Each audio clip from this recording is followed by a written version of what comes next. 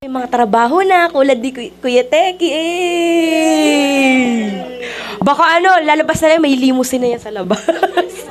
Limousine. Ayan. Sige po, ayan. Ihanda na natin ang ating puso't isipan. Ito po, reminder lang, wala mo na magdadaldalan. Ayan. At maging tayo, alerto dyan. Hindi, sa totoo lang, pahalagahan natin ang pakikinig ng Word of God para hindi tayo maligaw. Ayun. Sa mga kabataan natin, ayun, wag masyadong maingay muna. Ayan, sige po. Ihanda na natin ating puso't isipan. Ihanda na natin ang ating notes sa notebook man yan or sa phone. Ayan, tinatawagan na natin ang ating pastor na si Pastor Arnold Buid. Palakpakan natin ang Panginoon, Diyos sa kanyang buhay.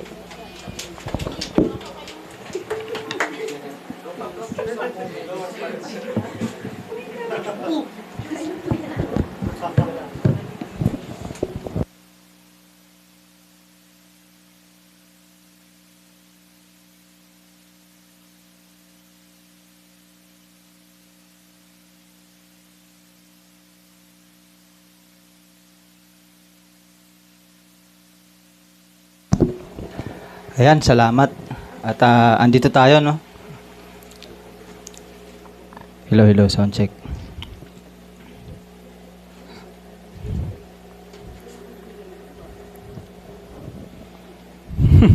Pambira.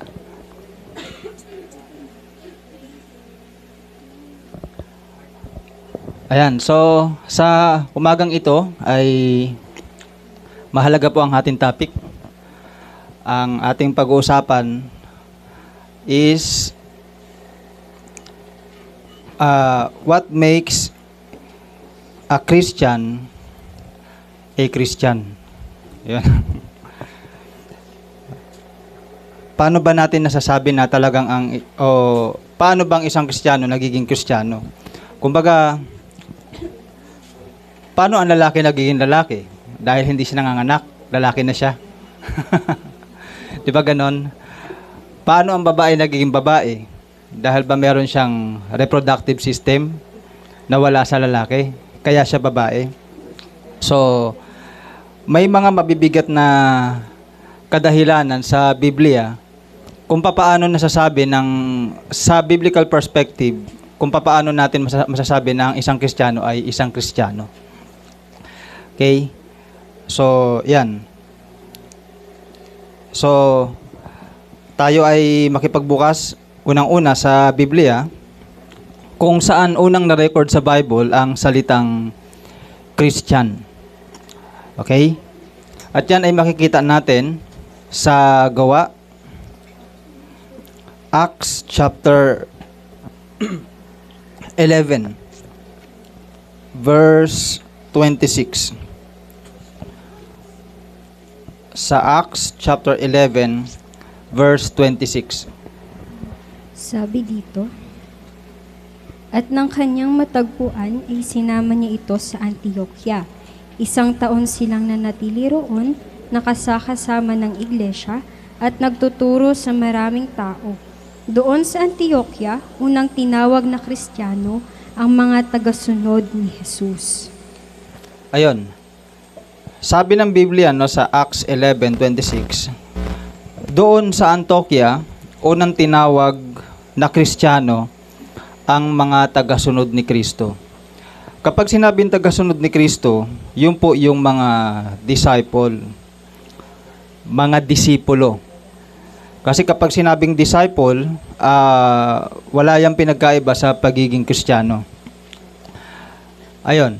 So, tingnan natin ano ba ang ibig sabihin? So, let us first define what is disciple. What is disciple?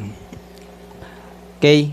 So, bakit mahalaga na una muna siguro, maglalagay muna tayo ng foundation. Bakit natin to kailangan malaman muna? Bakit natin, kung ma-differentiate natin yung pagiging Christian sa disciple? Dahil marami ngayon, pinaghihiwalay nila yung pagiging Kristiyano at pagiging disipulo. Okay? Na may mga tao na parang kapag ikaw, Christian ka, may mga nagsasabi kasi na, dapat hindi Kristiyano ang tawag sa atin. Dapat ang tawag sa atin ay disciple. Okay? Dapat ang tawag sa atin ay disciple. Dahil ang sabi daw sa Biblia, which is tama naman, na ang sabi ni Jesus sa Matthew chapter 28, go into the world, okay, and make them my disciple. O sa madaling salita, make disciple. Kailangan maintindihan natin, hindi naman sinabi, call them a disciple. Ang sabi, make them a disciple. Magkaiba po yon. Iba yung make them, iba yung call them. Okay? Ang Christian, tinawag. The disciple was called a Christian. Okay? Tinawag na Christian ang disipulo. Pero ang disipulo, ginagawa. Okay? Kumbaga sa anong tawag doon, yung sa metamorphosis. Alam niyo ba yon? Yung metamorphosis from uod, naging paru-paro. 'Di ba? Yung ano ba 'yun? Yung higad, tapos gumawa siya ng ano kasi tawag doon? Cocoon. Tapos yun ang naging butterfly na. 'Di ba ang tawag doon yung metamorphosis? Tama ba ako? Di ba ako nagkakamali? Ayan, metamorphosis. Yun exactly ang disciple. Make them a disciple. Kumbaga, dadaan ka sa proseso until na ikaw ay maging disipulo ni Kristo. Okay? So now, you are a disciple. Anong tawag sa'yo? Ang tawag sa'yo, Christian. Okay? Ibig sabihin, hindi mo sila pwedeng paghiwalayin. Hindi mo sila pwedeng paghiwalayin. Alam nyo kasi, ang ibig sabihin ng disciple, sa Greek word is, I don't know kung mapopronounce ko ito ng tama, mataites, o M-T-H-E-T-E-S sa Greek. At pinopronounce ito as mataites. Na ang ibig sabihin sa English is a learner or a pupil. Students. A learner. A students. Ganun lang. Ibig sabihin, kapag sinasabing disciple, mag-aaral. Mag-aaral. Estudyante. Learner. So, ang sabi ni Christ, make them a disciple. In a sense, gawin nyo silang mag-aaral ko. Okay? So, hindi naman dapat nababother tayo doon sa mga tawag-tawag. Okay? Kundi doon sa meaning behind bakit sinabing disciple. Bakit ba tinawag na disipulo ang mga disipulo ni Kristo? Kasi, learner sila. Ayan. Learner sila. Sila'y mag-aaral. At bilang mabuting guro, di ba? Bilang mabuting guro, binubuksan niya yung isipan ng kanyang mga disipulo para sila ay matuto. Okay? Kasi, yun lang disipulo ang pinagkakalooban ng Diyos na matuto. Okay? Yun lang disipulo ang pinagkakalooban ni Kristo na matuto. Kaya kung disipulo ka, learner ka. Kasi ang disciple ay student, learner. Hindi naman lahat ng tao binibigyan ng pagkakataong matuto eh. Okay? So, pakinggan nyo dito sa Mateo 13. Sa Mateo chapter 13, noong sinabi ni Jesus ang layunin ng talinghaga, mula sa verse 10 hanggang sa verse 13. Lumapit ang mga alagad at tinanong si Jesus, "Bakit po kayo gumagamit ng talinghaga sa kanila?" Sumagot siya, "Ipinagkaloob sa inyong karapatang maunawaan ang hiwaga tungkol sa kaharian ng langit. Ngunit hindi ito pinagkaloob sa kanila, sapagkat ang mayroon ay bibigyan pa at lalong magkakaroon. Ngunit ang wala, kahit ang kakaunting nasa kanya ay kukunin pa. Nagsasalita ako sa kanila sa pamamagitan ng talinghaga, sapagkat tumitingin sila, ngunit hindi nakakakita, at nakikinig ngunit hindi naman nakakarinig, ni nakakaunawa man. So, ang sabi nagtanong ang mga disipulo, ang question nila, Lord, bakit ka gumagamit ng mga parables? Okay? So, ang sinagot ni Jesus ay, ang sabi niya sa verse 11, ipinagkaloob sa inyo. Sabi niya, ipinagkaloob sa inyo. Sa inyo. Very specific, sa inyo. Kanino? Sa disipulo. Ang tanong ng mga disipulo, Panginoon, bakit kayo gumagamit ng talinghaga? Ang sabi ni Jesus, kasi ipinagkaloob lang yan sa inyo. Yung pagkaunawa. So, hindi lahat ng tao maaaring matuto ng salita ng Diyos. Pero yun lamang pinagkalooban. Ang tanong, sino yung pinagkakalooban na matuto? At sino yung pinagkakalooban na hindi matuto ng salita ng Diyos?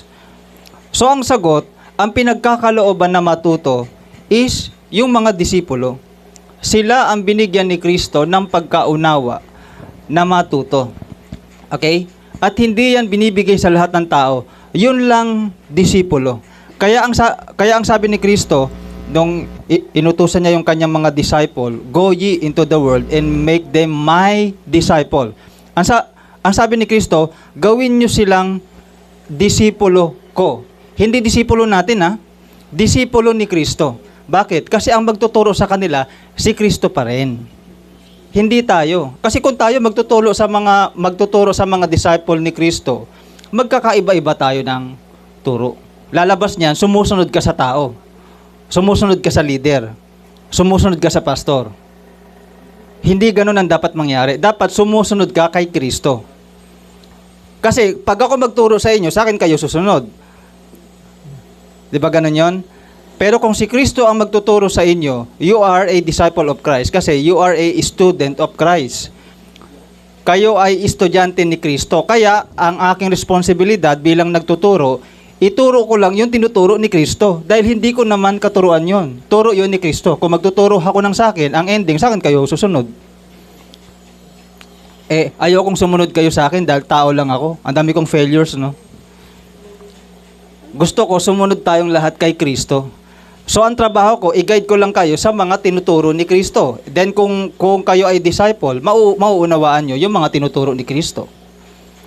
Bakit? Dahil ang sabi ni Christ, ipinagkaloob ang unawa sa inyo, sa disipulo.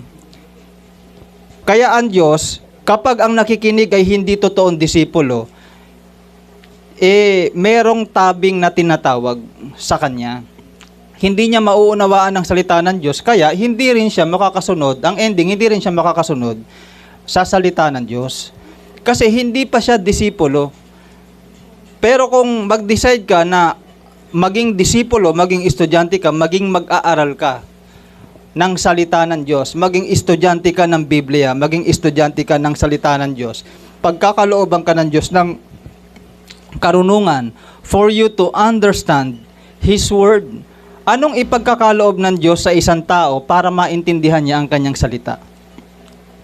Alam niyo kung ano? Sino nakakaalam? Anong ipagkakaloob ng Diyos sa isang tao para maintindihan niya ang kanyang mga salita? Alin? Holy Spirit?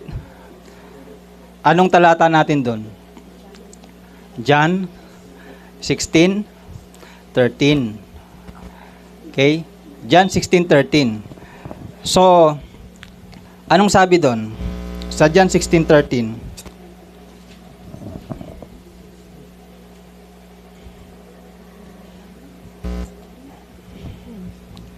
Ngunit, pagdating ng Espiritu ng katotohanan, papatnubayan niya kayo sa buong katotohanan, sapagkat ang sasabihin niya ay hindi mula sa kanyang sarili, kundi ang kanyang narinig at ipahahayag niya sa inyo ang mga mangyayari sa hinaharap. Okay. So malinaw ang sinabi ng Biblia, pagdating ng Espiritu, papatnubayan niya tayo sa katotohanan. Okay? So, saan ba nakikita ang katotohanan? Buksan natin ang Biblia sa Colossus chapter 1 verse 5. Sa Colossus chapter 1 verse 5. So, saan nakikita ang katotohanan? Ang Holy Spirit, pagdating niya, i-guide niya ang isang tao sa katotohanan. So, ang tanong, saan mo pwedeng makita ang katotohanan? Colossus chapter 1 verse 5. Dahil sa pag-asang makakamtan ninyo na inihanda para sa inyo sa langit, nalaman ninyo ang tungkol sa pag-asang ito, nang ipangaral sa inyo ang salita ng katotohanan, ang magandang balita na dumating sa inyo. Yon. So, saan mo pwede makita ang katotohanan? Sa magandang balita. Sa gospel teaching. Sino ang tagapagturo ng magandang balita? Tao ba? O si Kristo?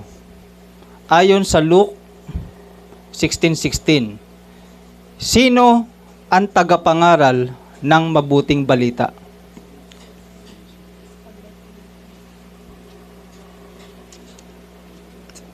Ayon sa Luke 16:16. Ang kautusan ni Moises, ang sinulat ng mga propeta ay may bisa hanggang sa pagdating ni Juan na taga-bautismo. Buhat noon ay pinangaral na ang magandang balita tungkol sa kaharian ng Diyos at ang lahat ay nagpupumilit na pumasok dito. Ayon, pagdating ni Kristo, doon pa lang ipinangaral ang mabuting balita. Dahil ang mabuting balita, si Kristo ang tagapangaral ng mabuting balita. At isinusugo ng ating Panginoon yung kanyang mga lingkod para ipangaral yung kanyang aral. Okay? Kaya tayo, bilang tapat, kung gusto natin na maging tapat bilang mga ngaral, kung magtuturo tayo ng salita ng Diyos, walang labis, walang kulang. Kung ano lang yung tinuro ni Kristo. Kasi aral niya yan. Okay? Aral yan ng Panginoong Isus. So, kaya, ang disipulo, learner. Kapag learner ka, nandun ka sa stage na gusto mo talagang matuto, you are seeking truth. You are seeking the truth. Then God will provide a wisdom for you. Magpo-provide ang Panginoon ng karunungan para maunawaan mo ang kanyang mga salita sa pamamagitan hindi ng iyong lakas, hindi ng iyong isip, hindi ng kung matalino tayo o hindi yan ang batayan para matuto. Ang basihan para matuto ang isang tao ay meron ba siyang espiritu ng Diyos. Okay?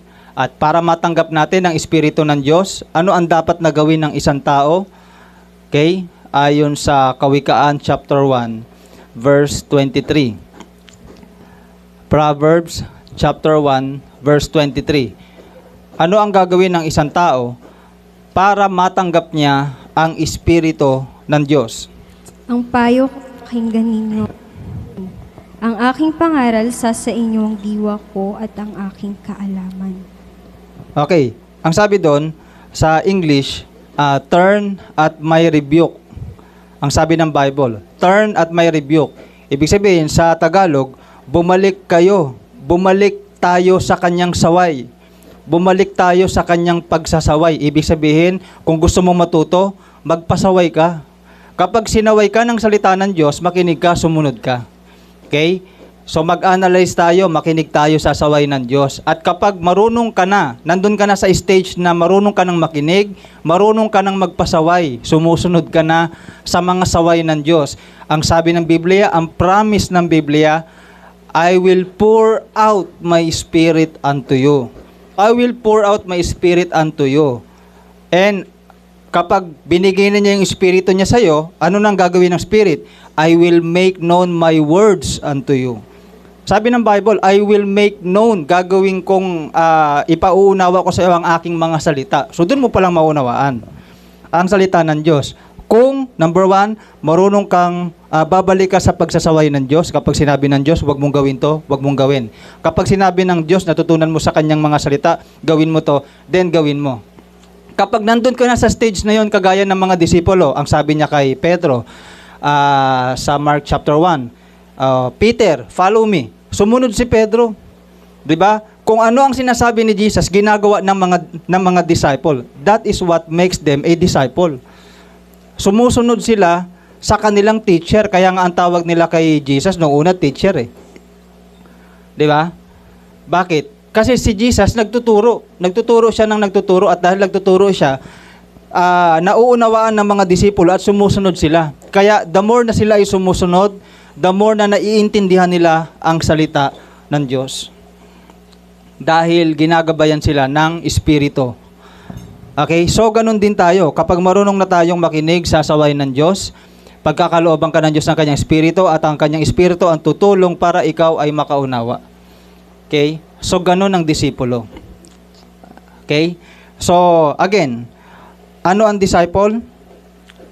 Ang disciple ay ayon sa Greek mataites. Mataites. Yan. So, I hope na babasa ko to ng tama, no? Mataites o matites. Actually, hindi ko sure kung alin doon. Basta, matay o mati. Matay tayo dyan. So, basta ganon. Mataites. So, pwede nung i-search sa Google siguro, ang kanyang code is G3101.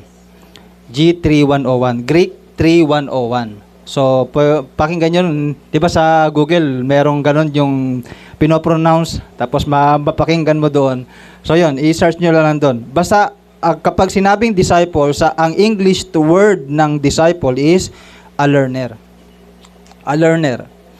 A pupil. A student. Okay? Now, ang sabi ng gawa sa binasa natin, tinawag na Kristiyano ang disipulo. Okay? So, kung ano ka, tao ka. Ano pangalan mo? Gets? So, halimbawa, ano ka? 'Di ba? Si Rondon. Tao. Tao ka. Ano pangalan mo? Ronron. Ano ako? Disciple. Anong tawag sa akin? Christian. Okay? So, ganun 'yun. Actually, hindi naman mahirap intindihin. Kaya nakakapagtaka bakit yung iba pinaghihiwalay 'yun. Hindi mo pwedeng paghiwalayin 'yun. Ang disciple ay Kristiyano. Si Ronron ay tao. Ang Kristiyano ay disipulo. Di ba? O si Haltea ay tao. Ganon. Parang, paano? Si Pichi ay aso. So, hindi pwedeng paghiwalayin yun na parang kapag sinabing disipulo, mas malalim sa Diyos. Kapag sinabing Christian, mababaw. Hindi yung ganon. Hindi yung ganon. Okay? Kung ano ka, disciple ka. Pero yung tawag sa'yo, what are you? Disciple. Ano tawag sa'yo? Christian. Pangalawang bagay o second facts na dapat yung malaman doon is ang disciple is Hebrew language. Okay? Ang Christian ay Greek language.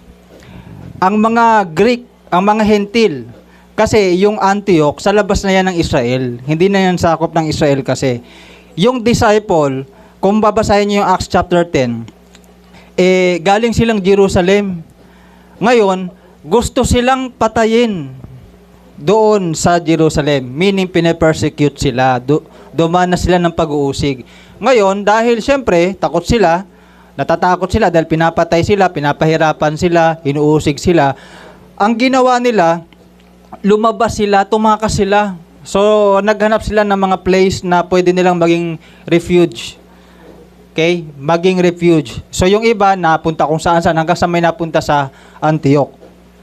So, sa Antioch, marami dong mga Kristiyano, pinapangaral pa rin nila ang salita ni Kristo. Pero sa mga kapwa lang nila Hudyo. Pero kahit na ganon, marami pa ring mga hentil ang kahit papaano naiinggan yung makinig sa aral ni Kristo. Kasi nga, ang disciple, tinitrain sila na magtulungan. Pagka nangailangan yung isa, magtutulungan sila. So they are helping each other. Kaya nakikita yung ganong community, yung community ng mga disciple. Nagtutulungan sila, nagsusuportahan sila, nagpapalakasan sila. Yung mga ganong action na eengganyo yung mga hentil. At syempre, como sila ay disciple, tumutulong din sila sa mga Gentiles na nangangailangan. Kaya nakakaakit yung samahan ng mga disciple. Kaya may mga hentil na sumasama din sa grupo ng mga Hudyo na Christian.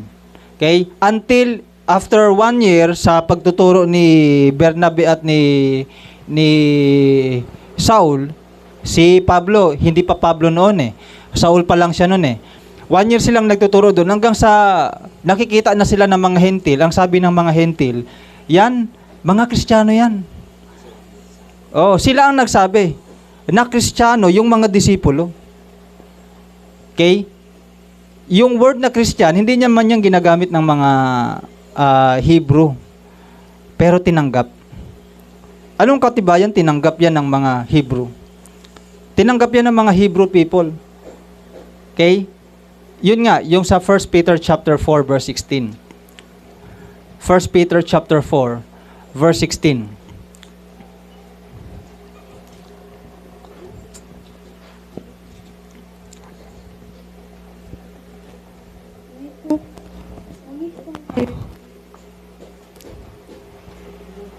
Ngunit kung kayo'y magdusa dahil sa pagiging Kristiyano, huwag ninyong ikahiya ito. Sa halip, magpasalamat kayo sa Diyos sapagkat taglay ninyo ang pangalan ni Kristo. Ayun. Sabi ni Pedro. Si Pedro may sabi niyan So si Pedro ba? Ano ba siya? Hudyo yun Sabi niya, leader siya. Siya yung pinaka-leader ng tinatawag ng mga disciple. Okay? Mga sumusunod kay Kristo.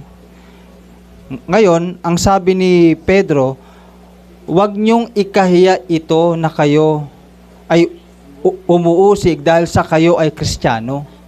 They are identified as Christian and wala silang issue sa ganun. Wala silang sinasabi na kapag Christian ka, mababa kang uri ng yung spirituality mo ang baba, kapag ka-disciple ka mataas. Walang ganon. Hindi sa kanila yun issue. Ang ibig lang sabihin, kapag Christian ka, ikaw ay disipulo. Okay. So, balik na po tayo. Okay. So, yan ang pinagkaiba ng disciple at Christian. Nag-iiba lang sila sa term. Ang disciple, Hebrew tongue. Ang Christian, Gentile tongue. Okay? Kumbaga, yung itlog at ibon, iisa sa magkaibang lingwahe. Di ba merong ganon? Na tatawid ka lang sa tulay, yung itlog, ibon na ang tawag. Tapos babalik ka, itlog na naman ang tawag. Kaya makukonfuse ka kung hindi mo alam yung mga lingwahe ng mga kapwa natin Pilipino. Di ba merong ganon? Ewan ko lang kung ano yung lugar. Ano ba lugar yun? Merong ganon Inasabi ng mga matatanda na ito, itlog ang tawag dito. Pagdating mo doon, iba na tawag. Pero meron ba dong issue? Ang importante, naiintindihan nila kung ano yon. 'Di ba? So sa atin din ganon. Now, what makes a Christian a Christian? So 4 na puntos ang gusto kong ibigay sa inyo. Okay. Number 1, they are disciple of Christ. What makes a Christian a Christian? Paano mo masasabing talagang Kristiyano ka? How can you tell na Christian ka? Ano ba yun ang nagpapatunay na ikaw ay Kristiyano? Number 1, you are a disciple of Christ. Dahil by definition, ang Christian is follower of Christ according sa main verse natin, Acts 11:26. Okay? So yan yung una, yung sinasabi sa Gawa 11:26. Sa Antioquia, unang tinawag na Kristiyano ang mga alagad ni Kristo. Kapag sinabing alagad, sa Greek, yan ay disciple. And they identify sila ng mga Hudyo ng mga tagasunod ni Kristo. Okay? So, they are a disciple of Christ. So, binigay ko yung meaning ng disciple kanina. Kapag sinabing disciple, learner. Okay? So, tingnan nyo muna to. Ito ay facts, ano? Disciple is always a Christian. Disciple is always a Christian. But Christian is not always a disciple. Okay? Magkaiba pa rin yun. Disciple is always a Christian, but Christian is not always a disciple. Dahil may mga Kristiyano, by term na lang, but in essence, hindi naman estudyante ni Kristo. Hindi naman mag-aaral ng Biblia. Okay? So, sa ating panahon, madali na lang sabihin, I'm a Christian. Di ba, tawag nga sa bansang Pilipinas, Christian nation. So, sa ating panahon, ang basehan na lang ng pagiging Kristiyano, yung nagsisimba ka, yung nananalangin ka, gumagawa ka ng mga tungkulin sa loob ng simbahan, or sa kultura na lang, nanay mo Christian, tatay mo Christian, family mo Christian, baka Diyos ang pamilya mo. So dahil doon, naniniwala ka, Christian ka na rin. Dahil galing ka sa pamilyang Kristiyano. Okay? So bagamat sa term ng mga tao, it could be correct, but Christian is not always a disciple. Okay? So maraming Christian pero hindi disciple. Pero kapag disciple ka, automatic, Kristiyano ka. Okay? So yan ay isa pang pinagkaiba. So kaya, what makes you a Christian, you are a disciple. So kailangan disciple ka. Para masabi mo, totoong Kristiyano ka. Pero kung hindi ka disipulo, yung pagiging Kristiyano mo, by term lang. Tawag lang. 'Di ba? So para kang yung sinasabi ni Christ, para kayong nicho, puti sa labas, bulok sa loob. Bakit? Hindi ka naman talaga sumusunod kay Kristo eh. Pero Kristiyano ka. Okay? So now, what makes a Christian, they are the disciple of Christ. They are learner. Student. So kapag student ka, lagi mo gustong matuto. Gusto mo nang matuto. It's like yung sinasabi ng awit. Psalm chapter 42, verse 1 hanggang 2. Awit 42, verse 1 hanggang 2. Mapalad ang isang taong tumutulong sa mahirap. Si Yahweh ang kakalinga kung siya na may mabagkabag. Buhay na iingatan, si Yahweh lang ang may hawak, sa kamay man ng kaaway hindi siya masasadlak, at doon sa bayan niya'y ituturing na mapalad. Mali. 42. Kaya pala sabi ko. 42 pala. Iniisip ko baka mali yung nasabi ko. Okay po. Kung paanong batis ang siyang hanap ng isang usa, gayon hinahanap ang Diyos ng uhaw kung kaluluwa. Nananabik ako sa Diyos na buhay, walang iba. Kailan kaya maaaring sa presensya mo'y sumamba? Ayun. So, what makes a Christian a Christian? They are a disciple of Christ. So kapag disipulo ka ni Kristo, gusto mong matuto. Okay? Tama ba 'yon? Gusto mong matuto. Learning is what makes you happy. Yan. Kapag ka disipulo ka, ang palatandaan na ikaw ay disipulo, you always love to learn. Parang isang tupa o parang isang yung panthers? Ay, anong hayop yun? Ha? Usa. Usa, yan. So, anong hayop yun? Tulad ng isang usa. Deer friends yan. Tulad ng deer na always look for water. Always look for water. 'Di ba yung deer, gusto niya lagi makatagpo ng tubig. So, ganun din ang sabi ni David, ganun din ang uhaw kong kaluluwa. So, ask yourself, uhaw ba ang kaluluwa mo na matuto? Because that it was what makes you a disciple. You always love to learn. Para kang naghahanap lagi ng tubig na kailangan mong huminom. Gusto mo lagi matuto. Gusto mong lagi makatagpo. Kaya nga, ang isang tao na talagang disipulo o ang talagang isang tunay na Kristiyano, lagi siyang nag-aaral, lagi siyang naghahanap ng salita ng Diyos, lagi niyang gustong kumain. Kaya nga tama sabi ni Kristo sa Matthew 4:4 'Di ba? Sabi ng Mateo 4:4, hindi lamang sa tinapay nabubuhay ang isang tao. Saan din? Sa mga salitang namumutawi sa bibig ng Diyos. Lagi kang naghahanap, kumbaga lagi kang nakaabang na ang Diyos ay magsasalita at gusto mong mapakinggan yung kanyang salita. Gusto mong marinig yung salita ng Diyos. Lagi kang nag-aabang, lagi kang naghihintay. Kumbaga sa pagkain ganun din, gusto mong masatisfy ang iyong kaluluwa sa mga salita ng Diyos. And that is what makes you a disciple. Okay? You always love to learn. Ang matuto ng salita ng Diyos, yun yung nagpapasaya sa atin, yun yung nagsasatisfy sa atin. Okay? Basahin nga ulit natin yung awit chapter 1. Psalm chapter 1, verse 2 hanggang 3.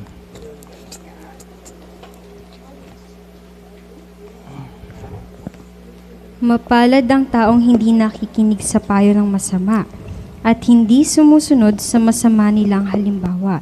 Hindi siya nakikisama sa mga kumukutya at hindi nakikisangkot sa gawaing masama. Sa halip, kasiyahan niyang sumunod sa kautusan ni Yahweh. Binubulay-bulay niya ito sa araw at gabi. Ayon, kasiyahan niya ang sumunod sa kautusan ni Yahweh. Binubulay-bulay niya ito araw at gabi. So, yan ang disipulo. Yan ang Christian. Magbubulay ka ng salita ng Diyos araw at gabi. Imagine, hindi lang gabi, pati araw. O hindi lang araw, pati gabi. Kaya nga sa atin, we are trying to discipline ourselves. Kasi kailangan i-engage natin ang ating sarili. Disciple ka eh. So kapag ka-disciple ka, learner ka. So i-engage mo yung sarili mo sa essence ng pagiging disipulo. You are a student. Yan. So, sige nga, sabihin nga natin, I am a student. So, isipin nyo yan, araw-araw kasi, kung gusto mong maging totoong Kristiyano ka, okay, ikaw ay disipulo at kapag ka-disipulo ka, student ka. At kapag estudyante ka, nag-aaral ka. Ganon yun. Okay? Ganon yun. Gusto nga ng Diyos sa lahat ng pwedeng malaman natin ang kanyang mga salita. Malaman natin yung kung sino siya. Yan ang gusto ng Diyos sa lahat ng mga pwede nating matutunan dito sa mundo. 'Di ba? Alam naman natin maraming tao matatalino, maraming tao natututo sa maraming bagay. Pero lahat ng yan kasi pandito lang sa mundo. Pero yung kaalaman na mula sa Diyos, yun yung magdadala sa atin sa totoong realidad ng buhay. Yung life o yung beyond this life. Hindi lang kasi dito ang buhay So kailangan magkaroon tayo ng knowledge kung ano pa yung beyond this life. Yung higit pa sa buhay na ito. 'Di ba may talata sa Bible sa 1 Corinthians chapter 15, meron doon talata, I think nasa 13 yata. Ang sabi doon, kung ang pag-asa ng isang tao ay nasa buhay lang na ito, siya na ang pinakakawawang tao. Pa-check nga po 'yon. 1 Corinthians chapter 15, I think nasa verse 13 kung daw nagkakamali. Kung ang buhay ng isang tao, 19 daw. So 1 Corinthians 15 verse 19. Pakibasa. Kung ang pag-asa natin kay Kristo ay para lamang sa buhay na ito, tayo na ang pinakawawa sa lahat ng tao. Ayun. Tayo na ang pinakakawawang tao sa mundo. Kung yung buhay natin hanggang dito lang, o yung pag-asa natin hanggang dito lang, umaasa tayo para lang magkaroon, para lang makaraos sa kahirapan, para lang masatisfy tayo sa buhay natin o mabili natin ang gusto natin, makabili tayong eroplano, makabili tayong langit, makabili tayong Mars, di ba? Parang ganon. So parang kung hanggang doon lang yung pangarap natin, so parang hindi pa talaga natin nakikita yung talagang beyond this life. Pero kung may kaalaman tayo about life after this, So, mapalad tayo dahil pwede mong mapaghandaan na ngayon pa lang yung buhay na darating. So, kaya para mapaghandaan mo siya, ang payo ng Biblia, mag-exercise ka na ngayon pa lang. Mag-exercise ka na ng kabanalan. Yan.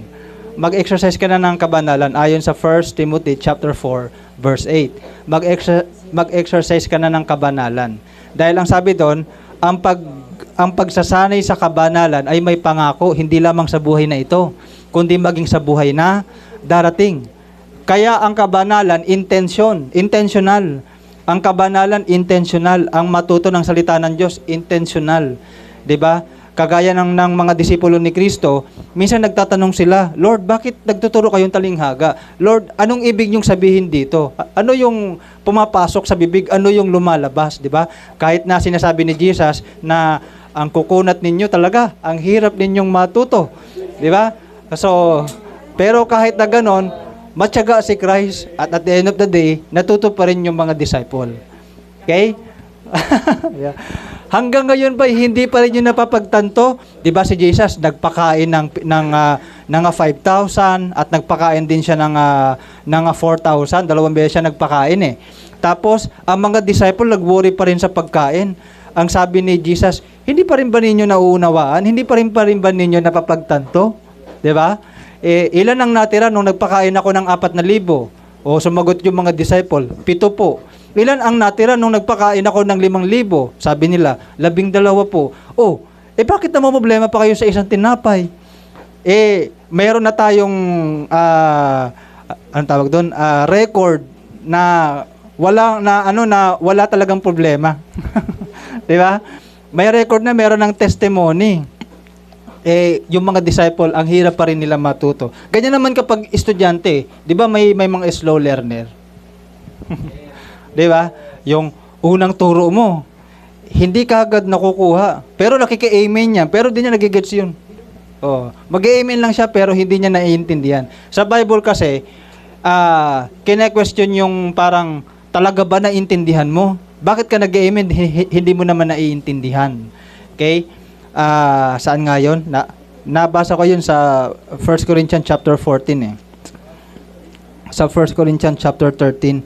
Yung papaano makakapag-amen ang isang tao kung hindi niya naiintindihan. Kasi ang amen, ginagamit lang kapag ka naiintindihan mo yung iyong sinasabi o yung sinasabi ng isang tao. Sa verse 16, ang sabi rito, kung magpapasalamat ka sa Diyos sa pamamagitan ng Espiritu lamang, paano ka makakapagsabi ng amen kung ang isang taong naroroon,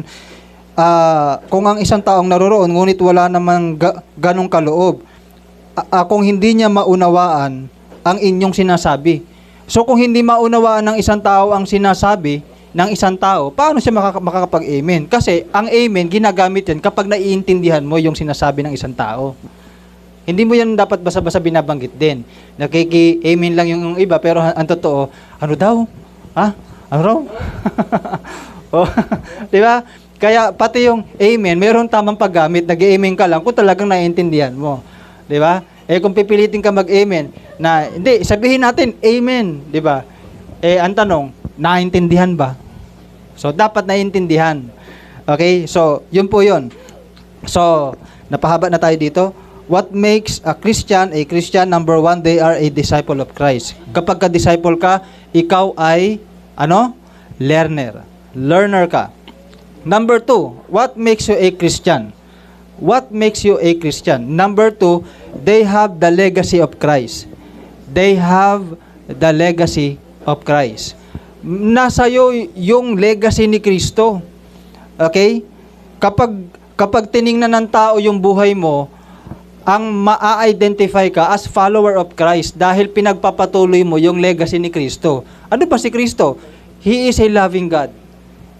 Pinagpapatuloy mo yung attitude ni Christ. Tumutulong siya. Lahat ng nabasa mo sa Bible na character ni Christ, pinagpapatuloy mo. Then, you are identified as follower of Christ. Kasi si Christ nasa heaven na. So, sino magpapatuloy ng kanyang legacy? Tayo. That is what makes you a Christian. Kung pinagpapatuloy mo yung legacy ni Christ. Di ba? Kaya nga, hindi yung pangalan natin yung dapat na makita sa atin. Ang sabi ng Biblia sa, ano ba yun? Kawikaan 22 ba yun? Pacheck nga na a good name is rather to be chosen than gold and silver. Ha? 21 ba yun? 22 verse 1. 22. Angos. Pambira. 22 verse 1 daw. Sige, pakibasa. Mas mabuting piliin ang malinis na pangalan kaysa pilak at ginto o anumang kayamanan. Ayun. Sabi ng Bible, mas mabuting piliin yung malinis na pangalan. Tingnan niya, bigyan ko kayong halimbawa. 'Di ba si Jacob, nakikipag-wrestle siya doon sa angel. Nakikipag-wrestle siya doon sa angel. Ang kulit ni Jacob, hindi niya binibitawan yung anghel eh. Sabi ng anghel, "Sino ka?" 'Di ba? Sabi ni Jacob, "Ako si Jacob." Kapag sinabing Jacob, ano bang ibig sabihin nun? 'Di ba? Mandarambong, mandaraya, mandurugas. So, kung nakakabit yun sa kanyang pangalan, sabi niya, "Ako si Jacob." So, in essence, hinasabi niya, ako'y mandaraya. Di ba? Ako'y mandarambong. Bakit? Totoo naman ah. Di ba? Totoo naman ah. Di ba? Kapag sinabi yung pangalan natin, nakakabit yung kung talagang sino tayo dito sa mundo eh. Di ba? Manloloko, sugapa, di ba? Traidor. Di ba? Gano'n naman talaga tayo eh. Kasama lang sa masaya, sa hirap, hindi na. Naku, maraming taong ganyan. Kaya, kung tayo, identity natin, ang pangit. Di ba? Tama? Yung identity natin, ang pangit. Kasi, yung pangalan nung araw, yun yung identity nila. So, sabi ng anghel, di ba sabi ni Jacob, ako po si Jacob, nakakabit doon yung kanyang identity. Ang sabi ng anghel, mula ngayon, hindi ka na Jacob. Ibig sabihin, yung identity mo, hindi na yung pagkatao mo rito sa lupa. Binigyan siya ng Diyos ng bagong identity. Ang sabi ng angel, mula ngayon ikaw na si Israel. Di ba? So, yun yung pagkakakilala mo sa iyong sarili, pero binabago ng Diyos yung iyong identity. Kaya sabi ng Diyos, piliin mo yung mabuting pangalan. Yung pangalan mo, wala namang maganda ron eh. Di ba?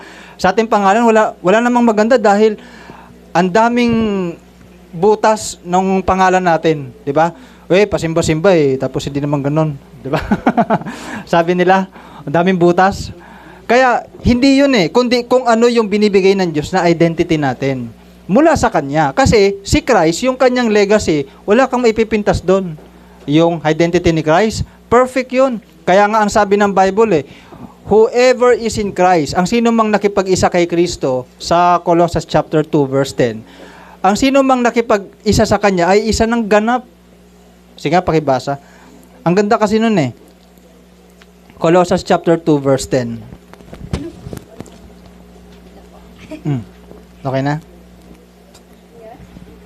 Kaya't nalubos ang inyong sa pamamagitan ng iyong pakikipag-isa sa Kanya, na siyang nakakasakop sa lahat ng kapangyarihan at pamamahala. Ayun. Sabi dyan sa English kasi, we are perfect in Christ. Perfect na tayo kay Christ.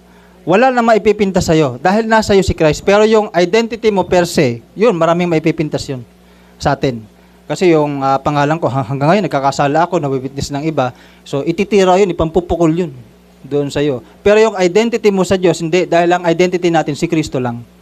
Salamat dahil hindi basihan yung identity mo para papasok ka sa langit. Diba? Dahil kung identity mo ang basihan, nako, kahit ako, duda ako, papasok ako doon. Kung identity ko, but sino ka ba? Ako si Arnold. Wala, maraming sablayan. Pero, sino ka ba? Anak yan ng Diyos. Pasok, anak ka pala ng Diyos eh. Di ba? Kasi yung anak ng Diyos, pinagiging ganap ni Kristo yon. Amen? Kaya salamat sa Diyos, hindi yung kung sino ka, kundi kung sino yung nasa iyo. Si Kristo. Amen? So kaya, ipagpatuloy natin yung legacy ni Kristo.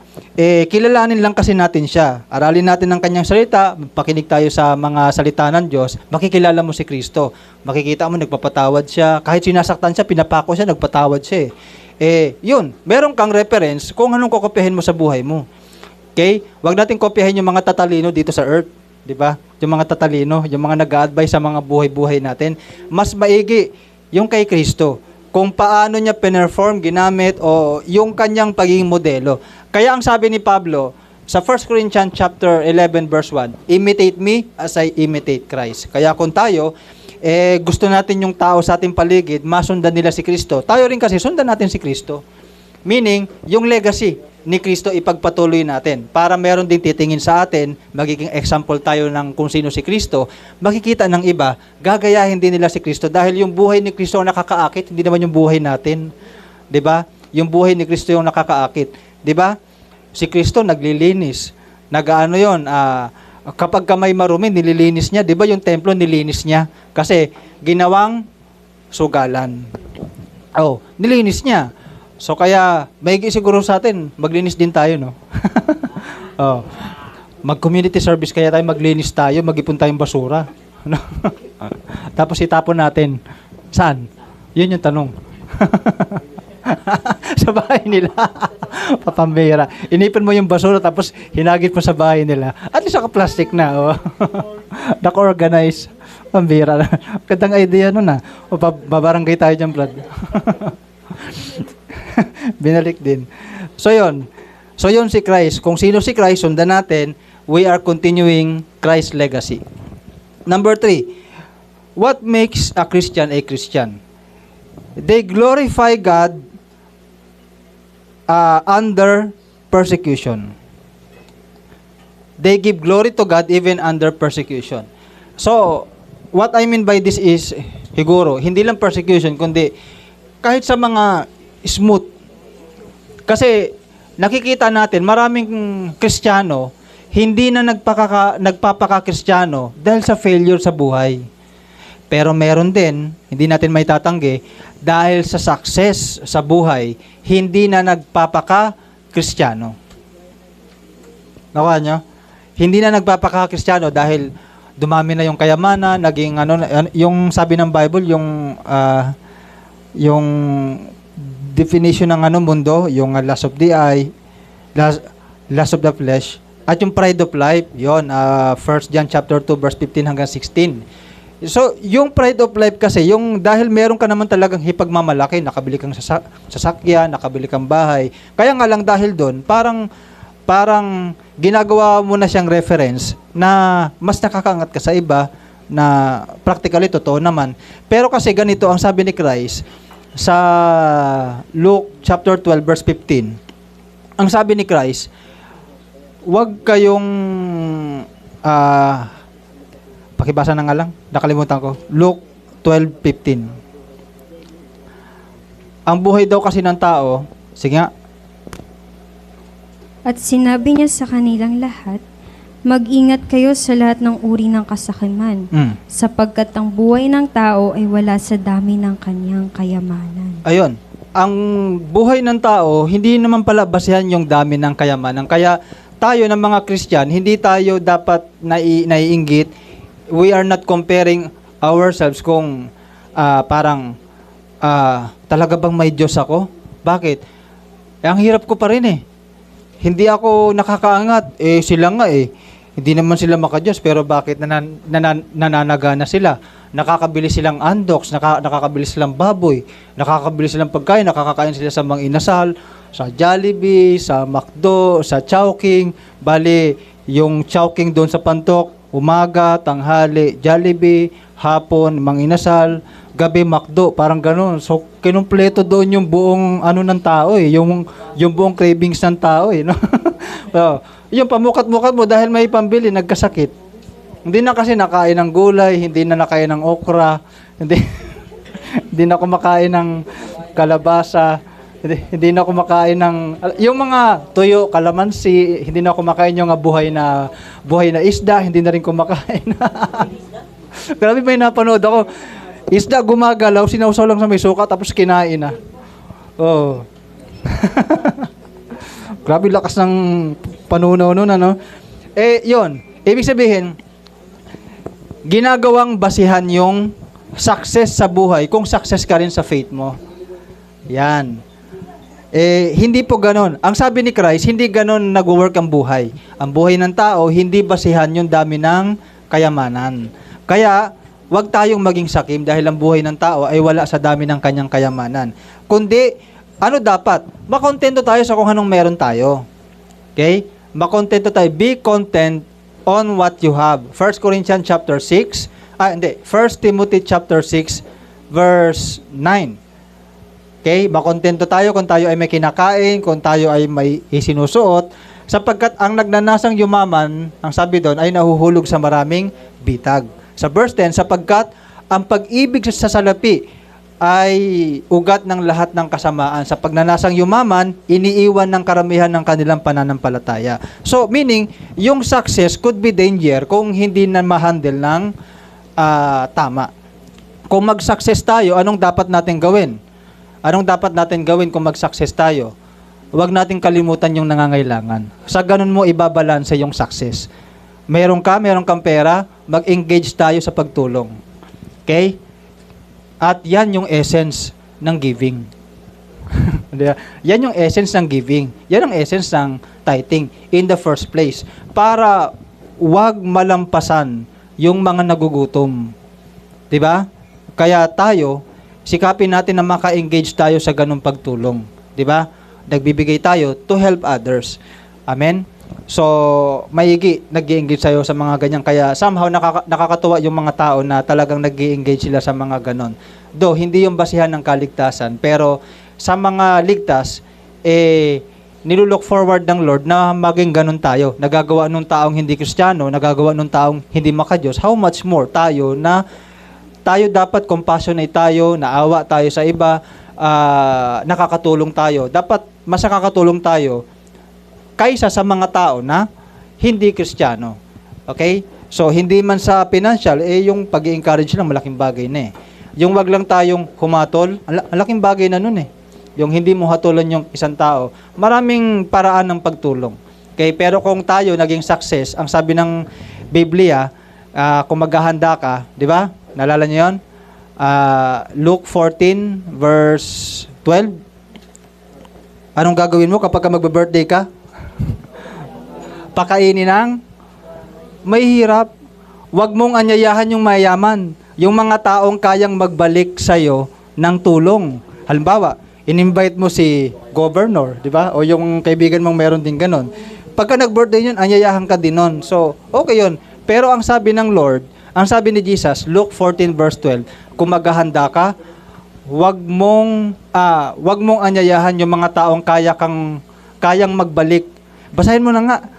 Nalilito ako sa... Sinabi naman ni Jesus sa nag-aanyaya sa kanya, kapag naghahanda ka ng isang salo-salo, huwag ang iyong mga kaibigan, mga kapatid, mga kamag-anak o mayayamang kapitbahay ang anyayahan mo. Dahil aanyayahan ka rin nila at sa gayon ay susuklian ng iyong ginawa. Yon. Di ba? Tinutukoy din ni Jesus yung mga tao na capable makapaghanda, ng party, di ba? Nakakatuwa yung mga vlogger na, ganun eh, yung may napanood ako na nag-set up siya ng mga magagandang lamesa sa labas ng kalsada. Tapos in-invite niya yung mga pulubi, ang social ng pagkain. Di ba? So, sana araw-araw na. Sana araw-araw ganun. Anyway, yun yung sense ng ating pagiging Kristiyano sana, na mas nakakatulong tayo. Okay? We glorify God under persecution or under success, under failures or success in life. Nag-glorify tayo kay Lord. 'Di ba? Kapag ikaw ay dumadanas ng mga persecution, kahirapan, pag-uusig ng mga tao, ang sabi ng Bible, 'di ba, yung 1 Peter chapter 4 verse 16, wag mong ikahiya 'yon. Glorify God even sa iyong nararanasan mga problema. Huwag mong talikuran yung pagiging Kristiyano. Maging follower ka ni Christ even under persecution. So, paano natin gagawin yon? Remember Christ, habang siya'y pinapako, ang sabi niya, God, Father, forgive them, for they do not know what they do. Under persecution. Dumadana siya ng kahirapan, masakit yon, pero hindi niya nakalimutan ipakita yung good deeds o yung attitude. Kahit na nagugutom siya, kahit na siya ay walang makain, kahit nga walang pamasahe. Ganun naman talaga ang pagtulong, di ba? Sabi ko nga sa inyo, kung kayo, nawa kayo doon sa isang tao naglalakad, bigyan yung pamasahe. Di ba? Or ano man yung mga pwede nating mahibigay na tulong. wala man tayong, tayo na ang mawalan, at least nakatulong tayo. Kung nawalan ka, dahil nag-iisip ka ng tulong sa iba, hindi dahil wala tayong pakialam sa iba. Okay? So yun yung pinakamaganda. Even under success or failure, we must glorify God. So what makes you a Christian? Gino-glorify niya ang Diyos even under persecution or success, under failure or success. Asan man doon? Kasi may mga tao nakaranas ng failure sa buhay, tinalikuran ng pananampalataya.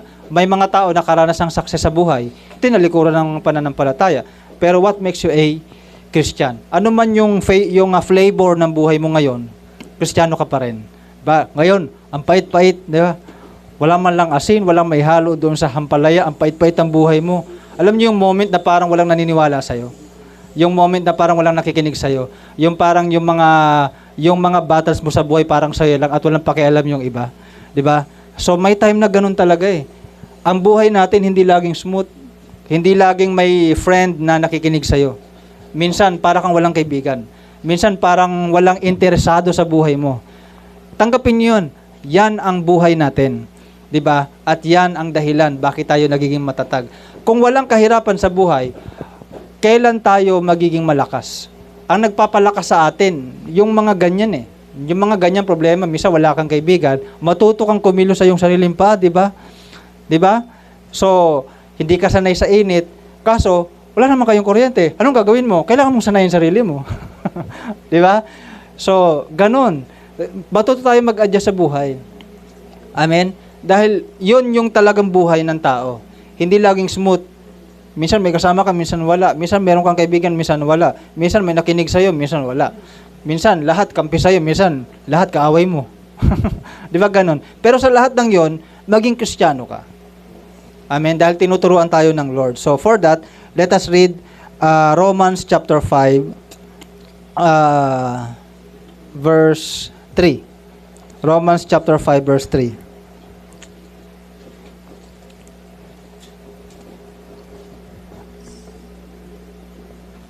Sabi dito, hindi lamang hindi lamang iyan, ikinagagalak din ang mga kahirapang ating tinitiis dahil alam nating ito'y nagbubunga ng pagtitiyaga. Yon. Sa verse 4, at ang pagtsatsaga ay nagbubunga ng mabubuting pagkatao. At ang pagiging mabuting pagkatao ay nagbubunga ng pag-asa. May magandang dulot naman pala. Kahirapan, nagbubunga ng pagtsatsaga. Pag natuto ka magtsaga, magiging mabuti kang tao. Pagka naging mabuti kang tao, magiging hopeful person ka. Kaya pala maraming tao mabilis mawala ng pag-asa kasi hindi nila kayang tiisin o hindi nila tinitiis yung mga kahirapan sa buhay. Kasi kapag hindi mo pala kayang tiisin yung mga kahirapan sa buhay, hindi madedevelop yung pagiging mabuting tao. Hindi madedevelop yun. Di ba? Pero ang sabi ng Bible, ang pagtsatsaga o pagtitiis ay nagdudulot ng pagtsatsaga at ang pagtsatsaga ay nagdudulot ng pagiging mabuting tao at sa pagiging mabuting tao, nagdudulot ito ng pag-asa. Nagiging hopeful person ka. Kapag hopeful person ka, may chance pa ba na maisip mo na magpakamatay? Hindi na. So, kaya at the end of the day, nasa atin kasi yun. Pero ang Diyos, nagpapakilala siya na ang buhay ay fair. Life is fair. Patas ang buhay. Diba? Paano ba sinasabi ng Biblia na patas ang buhay? So, tingnan natin muna dito sa Mga Ngaral, chapter 9, verse 11. So, ako nababasa hanggang 12. Ang sabi rito, ito pa ang isang bagay na napansin ko sa mundong ito. Mga Ngaral, chapter 9, verse 11. Ang mabilis ay di laging nananalo sa takbuhan, ni ang malakas ay laging nagwawagi sa digmaan. Ang matatalino'y di laging nakakasumpong ng mga pangangailangan at di lahat ng marunong ay umayaman. Napansin ko rin na di lahat ng may kakayahan ay nagtatagumpay. Lahat ay dinarat na ng malas. Hindi lahat ng tao, hindi alam ng tao kung kailan ang kanyang takdang oras. Siya'y tulad ng isdang nasusukluban ng lambat at ibong nahuhuli sa bitag. Okay? So yun, patas ang buhay. Hindi porket matalino ka, nasa iyo lahat ng success. Okay? May mga tao hindi nakapag-aral pero yumaman sila kaysa doon sa nakapag-aral. Patas ang buhay. Okay? So last, what makes a Christian a Christian? Okay? Number 4. Christian persuaded someone to become one. Christian persuaded someone to become one. Sa Tagalog, ang totoong Kristiyano, hinihimok niya ang isang tao na maging kagaya niya. Maging Kristiyano rin. Kagaya niya. Christian persuaded someone to become one. Let us read yung si Paul nung siya'y nasa trial. Okay? Tingnan nyo kung sino yung kanyang persuaded na maging Christian. Sa Acts 26, verse 28 hanggang 29. Acts 26, verse 28 hanggang 29. So last na to.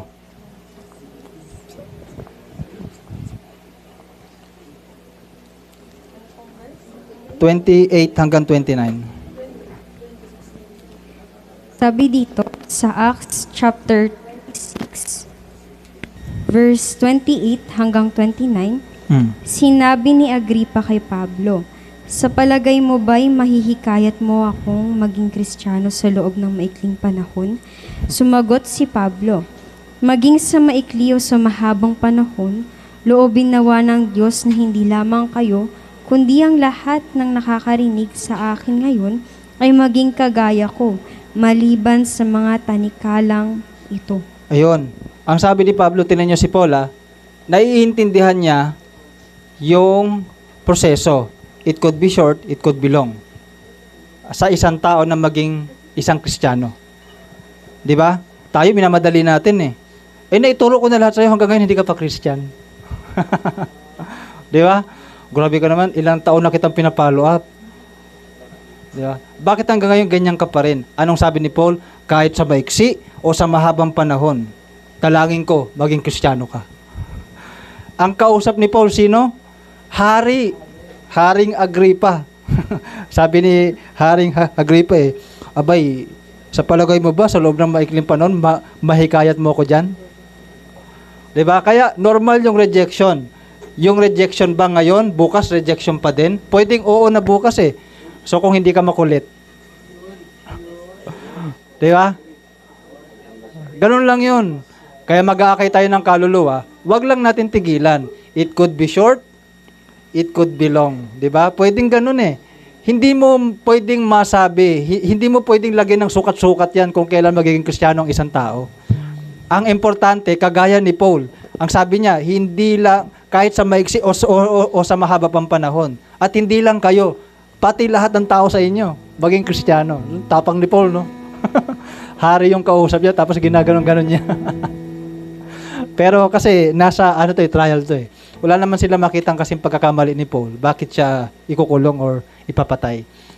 Pero at least, God commanded us, Jesus Christ commanded us in Matthew 28. Sabi niya, 18 hanggang 19, go into the world. Make them my disciple. Ang sabi ni Christ, make them my disciple. Okay? Kaya ang isang Christian, he persuaded someone to become one. So mula ngayon, mag-pray ka na may isang tao na makakilala sa Diyos. Okay? At ang gagawin mo, yung ipapersuade mo talaga siya. Ano ba sa Tagalog yun? Yung persuade? Hikayatin. Di ba? At yung paghihikayat, hindi lang ngayon, pwedeng bukas, makalawa, pwedeng ilang taon, pwedeng 3 taon. Si Jade nga, testimony niya, ilang taon? Bago ka nag-oo? Ilang taon din yun, di ba? Yung ilang taon kang pinapollow up? Di ba matagal din? Ang tagal din, di ba? 10 years? Matagal din. Ako, 1 year din yata eh. I think 1 year mahigit kung di ako nagkakamali. Parang may nagpa-follow up sa akin. Pero, ano talaga? Wala lang. Ayoko lang. Ewan ko. Di ba? I think lahat tayo meron tayong ganong experience. In-invite ka, pero parang, ang kunat naman nito. Kapag ikaw ang unang sumuko, talo ka. Yun. Ganun lang yun. Dapat sila sumuko. Sabihin nila, sige na nga. Ano pa kasi yan? Ganon. So, wag nating sukuan yung mga tao. Kasi Christian ka. Ang Kristiyano, meron siyang ganong responsibilidad o pananagutan sa kanyang kapwa. Kaya siguro ulitin natin yung kantang Banal Mong Tahanan. Magpagamit tayo sa Lord. 'Di ba? Sige tayo. I-commit natin ang ating sarili. Lord, use me. Gamitin mo po ako sa anumang pagkakataon. Maging Kristiyano ako sa pagkakataong ito. Ayan. So kung parang meron kang anong tawag doon? Ay, bye-bye po. I-end na yung live.